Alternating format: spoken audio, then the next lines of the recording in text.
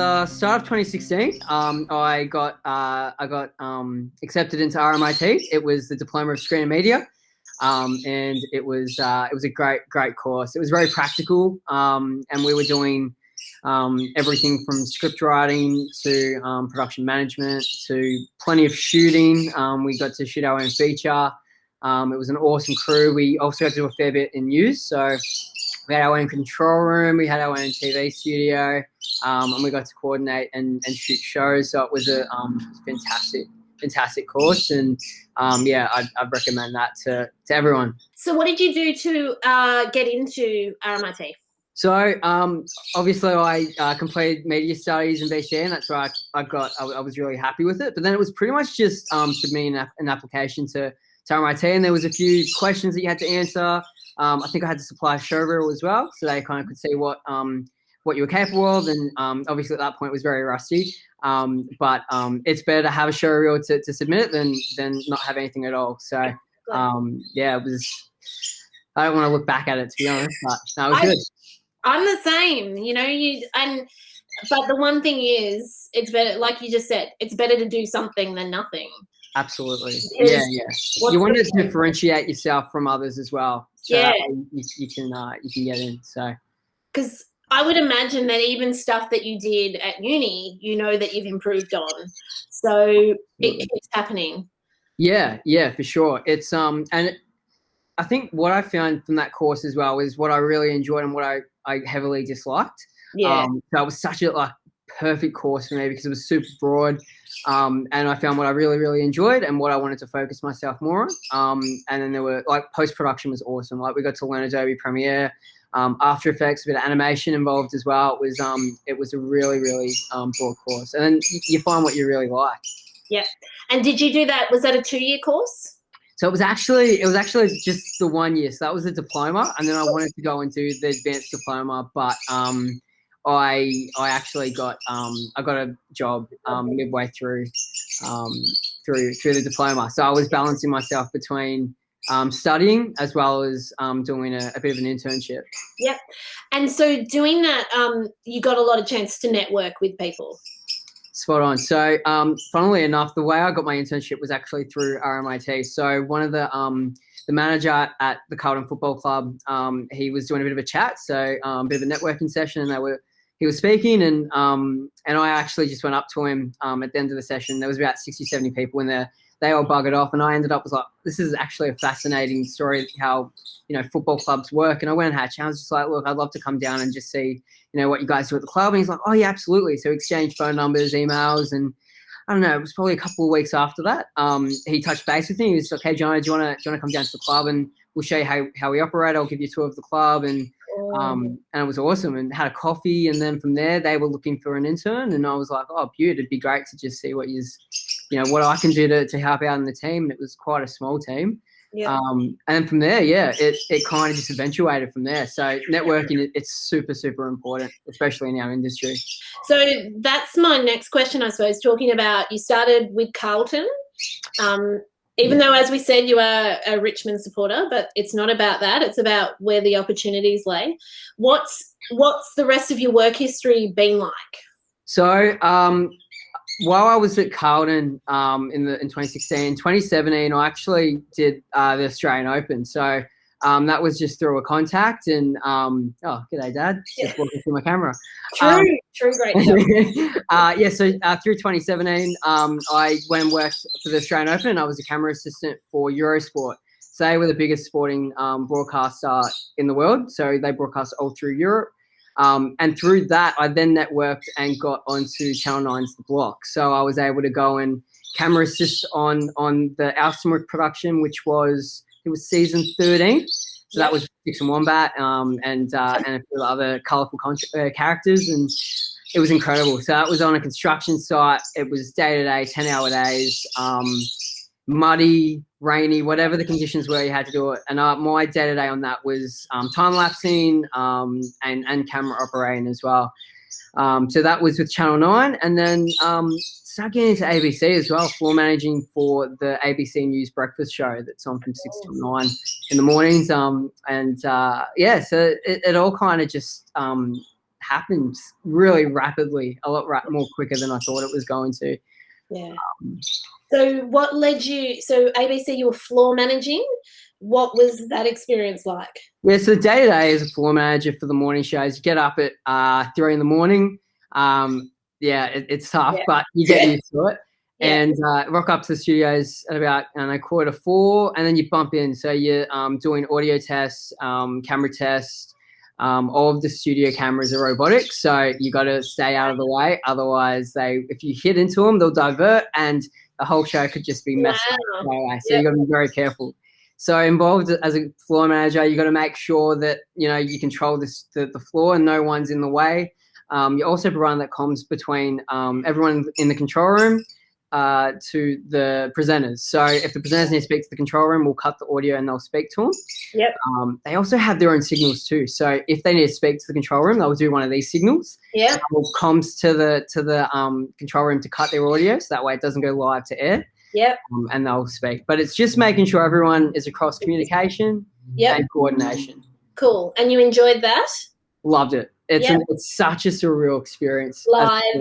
Yeah, live, adrenaline pumping.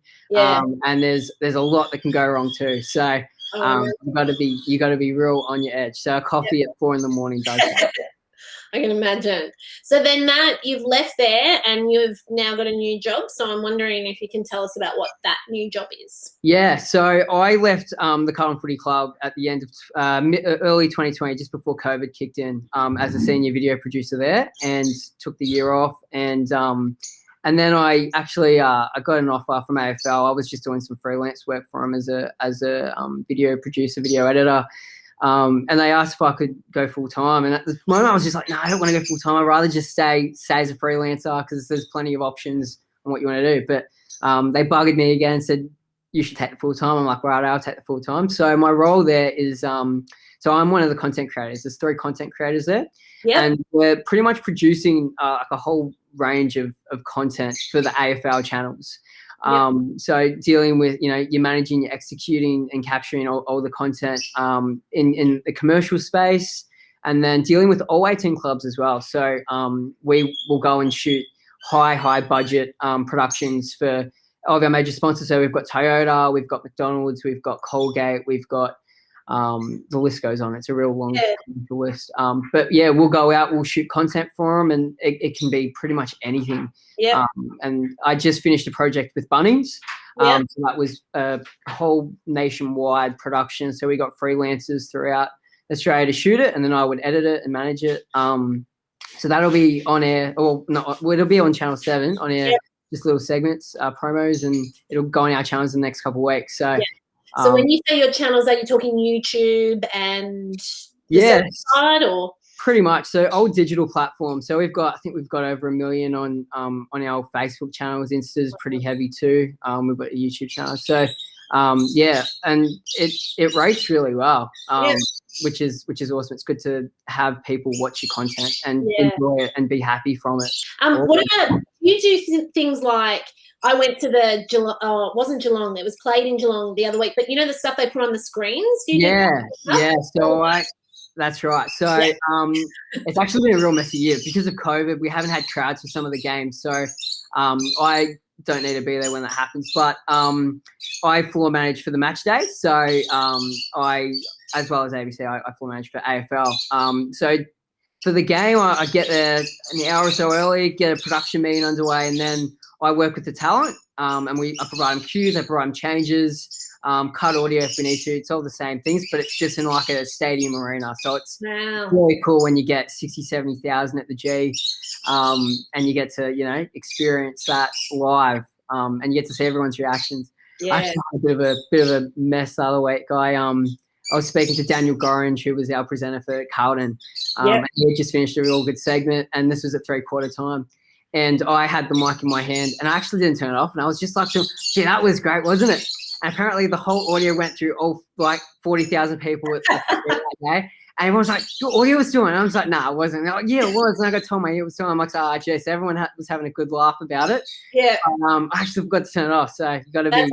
Sounds not too bad. Could have been worse. Could have been worse. I could have said something bad on it, and everyone could have heard it. So you're always going to be switched on. But it was a good laugh, and everyone got a good laugh out of it. So. Yeah, you gotta have a few of those stories. I don't know how you get through a career like this without a few little slip ups. So. Oh yeah, you're bound to always have a mistake from time to time, but everyone that you work with is just there for a laugh as well, and you gotta have fun in your job. So yeah, that's good, and you clearly do. I can tell. So tell me about what your favourite experience is. I guess it's hard to say one thing, but maybe something really cool. Yeah. These kids. I reckon probably I got an offer to go to London with Charlie and Ed Curnow at the Carlton Football Club when I was leading the video production there, and that was quite late, the call up. So I probably had about 2-3 weeks to get everything organised, and we flew over to London for 2 weeks. Wow. And we shot all around Cornwall. So we went to St Ives, beautiful coastline, got the drone up with a real experienced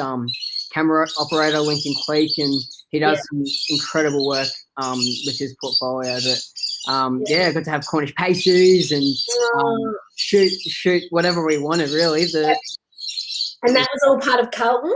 That was all part of Carlton. So Virgin Australia were our sponsor, so they gave us $40,000. Flew over, shot what we needed to, and then post-production, I led the post-production doco on it. It took me 3 months. It was a big production. Oh, you'll have to send me. Can we access that anyway? Yeah, I'll send the link over. Yeah, that'd be awesome. I'd love to see that. So have you done a bit of travel? Done a bit of travel. London, went to Halls Creek in WA, and I've also travelled kind of all over Australia with the footy club. So for match days, I'd have to travel and shoot match day with them, whether we're in Perth and Sydney, all over Australia. Oh, gee, there goes my cat. Oh my God. Do you think you love the sports side of it? The thing I love about sports, I think it's just the live and the adrenaline pumping with sport. It's nothing like anything else. There's so much flexibility with it too. Like there's so much content you can create out of sport. But everyone has their own what they like. You shoot for TV and you shoot for all the socials. So that's what we would call convergent in VCAR. Right. I remember that. So is there then people that handle things like I've seen a lot of my kids love the graphics side of it. So is there separate departments that handle that, or do you do some graphic work? Or? Yeah, I think so. At AFL at the moment, we have our own motion graphics and animation department. Yep. I also do it from my end as well. I do a bit of animation and motion graphics in After Effects through Adobe. So, if things need to be done quite quickly, I'll create them from my end. But if it's bigger projects like the Bunnings one, we'll get stuff animated. The real pro guys that don't 4 years in it. Oh man, you're so clever though. It's exciting. All right, so can you tell me, how do you keep motivated and creative? I think just looking at what other people do. I try to get inspo from what other clubs do in the sporting landscape, but also just like at the moment, Olympics have got some real cool, openers and graphics in there and on their socials as well. So I think it's just trying to adapt to, everyone's different inspiration. And that's what keeps me going. It's like, oh, gee, I could grab that idea, grab this idea and merge it and make it my own. It's not stealing. It's just finding inspo. I love that. Yeah. Because I talk to them all the time. You've got to, there's no original ideas. It's what you do with it. Absolutely.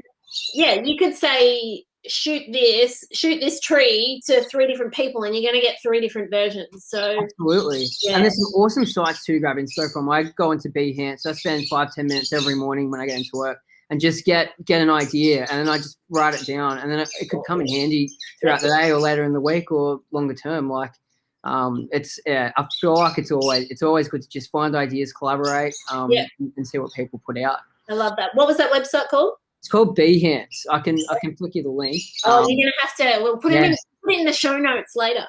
Show notes. Sounds good. Yeah, no, awesome. It's animation, motion graphics. There's some awesome stuff in there.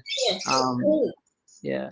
I love that. So what about, I guess, possibly what you just said about, getting inspiration from other people and whatnot, but what would be your number one tip for a student who is interested in getting into the media industry?